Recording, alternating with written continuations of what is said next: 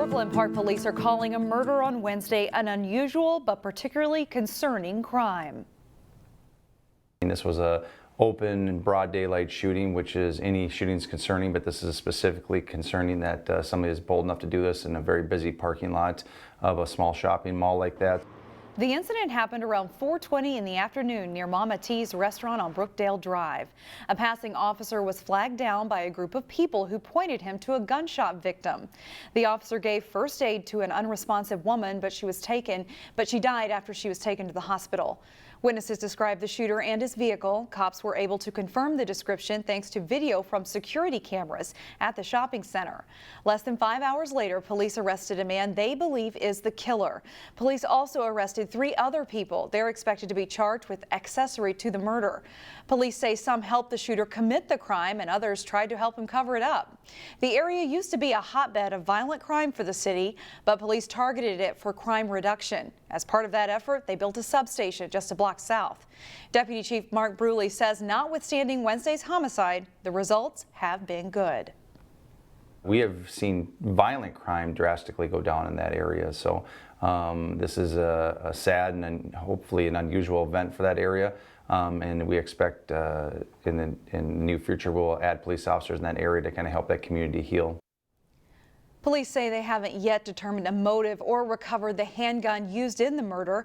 And while they aren't sure what the relationship between the suspect and the victim was, they say they are completely certain this was a targeted crime. The New Hope City Council got its first look at next year's budget this week. It's about 8% higher than last year's budget. The majority of the $1.2 million increase in general fund expenses comes from adding the new swimming pool.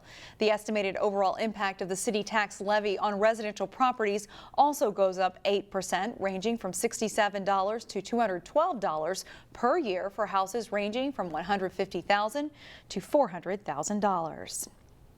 The Brooklyn Center City Council voted to push the pause button on developing the 81-acre Opportunity Site. The Opportunity Site is between Shingle Creek Parkway, Bass Lake Road, Highway 100, and Summit Drive North.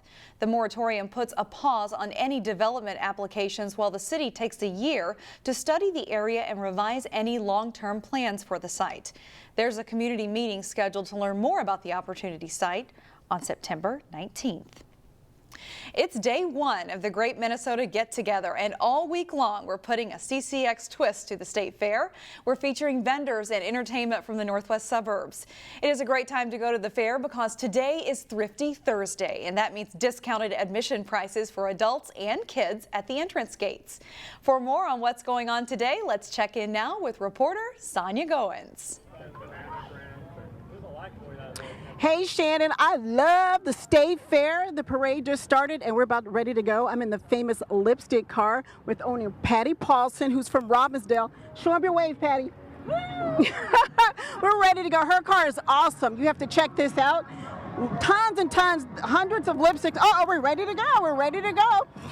Thousands of lipstick. The kisses are real. I even put a few on me outside of the car.